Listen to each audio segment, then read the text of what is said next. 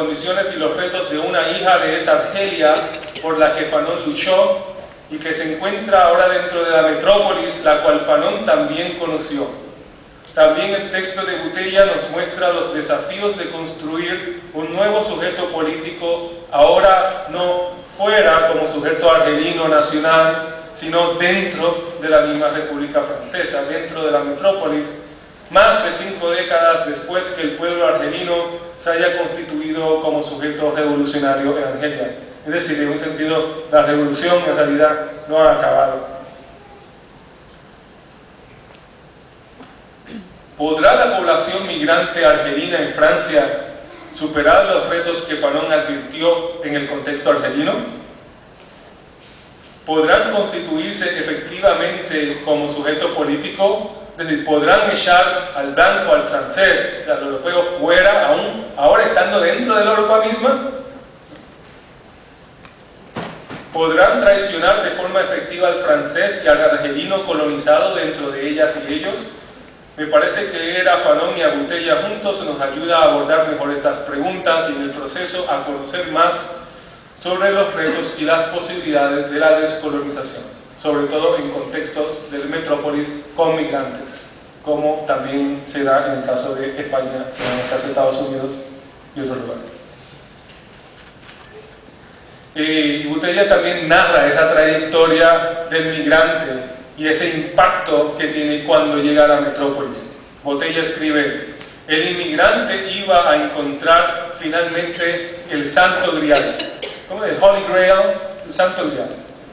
Iba a poder reivindicar sus derechos, ¿no? Cruzando, entrando en el espacio metropolitano. Cuando desembarcó en Marsella, se encontró cara a cara con ella, la democracia. La abordó, se agachó y encontró los derechos del hombre. Se volteó a la derecha, se dio un golpe con la libertad. Aún no lo sabía, pero algunos decenios más tarde habría de darse el encuentro último, el encuentro con la laicidad. Iba a completar la integración de su progenie. Por esa época la laicidad se hacía desear, se escondía. No había que mimar mucho al inmigrante. Si se le hubieran dado todos estos valores de un solo golpe, no habría sabido qué hacer con ellos. Se debía en principio a los impuestos que él tenía que pagar. Para empezar, el impuesto del sudor, del trabajo en cadena, de los turnos laborales, de la mina, del taladro. Tenía que probar sus competencias, ¿no? El inmigrante en este contexto nuevo. Cumplir su destino de burro 10 horas al día, por día, 5 días por semana, durante 30 o 40 años, porque los valores de Francia se heredan o se merecen. Y después, si era elegante, el inmigrado sabía dejarse morir antes de jubilarse.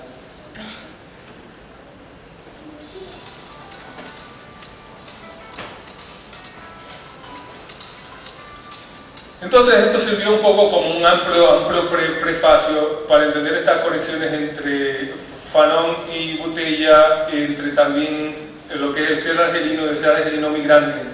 Ahora quiero ir un poco a discutir esta dimensión más filosófica de la que le hablaba, ¿no? De leer tanto el texto, trabajo de Fanon, como el de Bouteille, como un tipo de meditación. Y hay partes en Los Condenados de la Tierra que también se leen como, se puede leer como manifiesto, sobre todo la conclusión, pero también junto a Pie de Gran Máscara Blanca se puede leer como un gran tipo de meditación. La meditación es un tipo de reflexión acerca de las áreas más fundamentales de la existencia y de lo existente desde una posición de relativa obscuridad.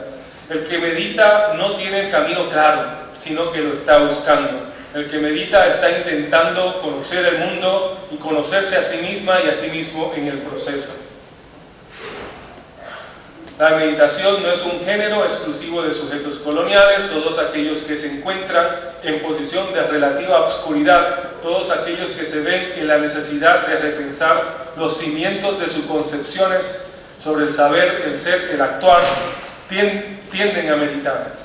Que Fanon y que Bouteille mediten es particularmente relevante porque la subjetividad de ambos ha sido marcada por el discurso civilizatorio y republicano francés, el cual tiende a remitirse aún antes que la Revolución Francesa a la filosofía de René Descartes, al cartesianismo, ¿no? Y uno de los textos más conocidos e influyentes de Descartes llevaba justamente el nombre de Meditación sobre filosofía primera. Que Descartes es relevante en este contexto debe quedar claro en que aunque Botella no cita a Fanon directamente, este texto no cita a Fanon directamente que yo haya encontrado, aunque Fanon está por doquier, Fanon está en todos lados, pero no se cita a Fanon directamente. No lo digo como crítica, celebra, yo creo que es muy consciente, tan apegado que no hace falta citarlo, es como yo lo vi. Descartes aparece en dos momentos clave. Fanon aparece, Descartes aparece en un momento clave. Al comenzar el segundo capítulo sobre los blancos, empieza con referencia al cartesianismo. Se cita el pienso, luego existo, se cita al comienzo del capítulo y se pregunta ahí Botella sobre qué se esconde detrás del yo cartesiano. Se une Enrique Dussel a explorar la forma en que la experiencia colonial de las Américas sirvió de contexto amplio para la emergencia de ese yo que se reifica luego en el ego cogito cartesiano. Y al final del texto, como les decía, ella escribe pienso, luego soy una, no sé si la pronunciación está correcta, coroto,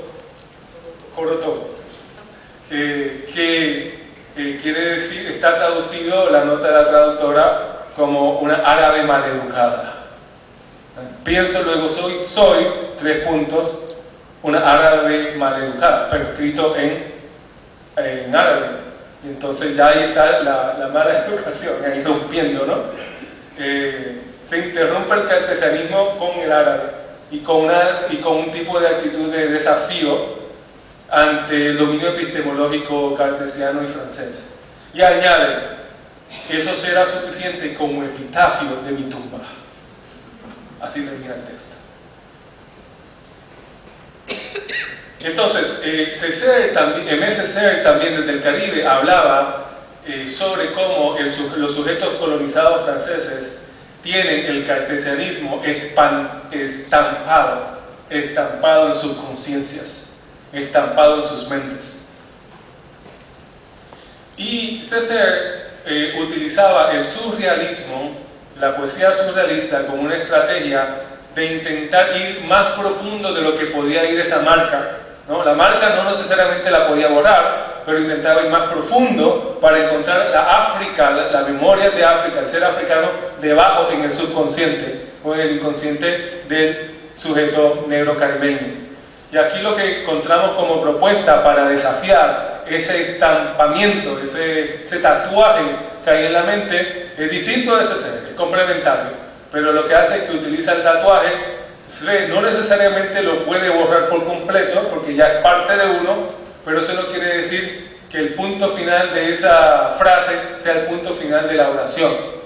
Entonces se puede seguir construyendo sentido y cambiar el sentido completo de lo que significa yo pienso, luego existo, que no derive a un individualismo del tipo liberal, etcétera, sino que derive a un tipo de subjetividad amorosa que va a activarse en la tarea de crear comunidad a través de razas, género, preferencias sexuales, etc.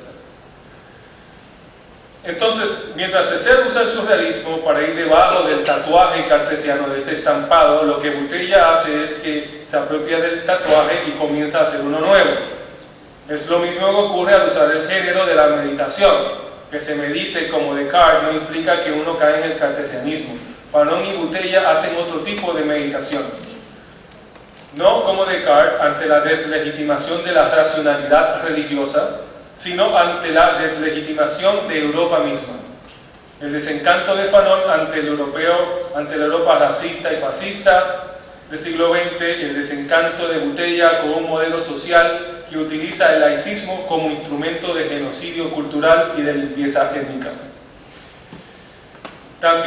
Tampoco en la meditación de Botella y Fanon no usan el método de la duda hiperbólica como el caso del texto de Descartes, sino que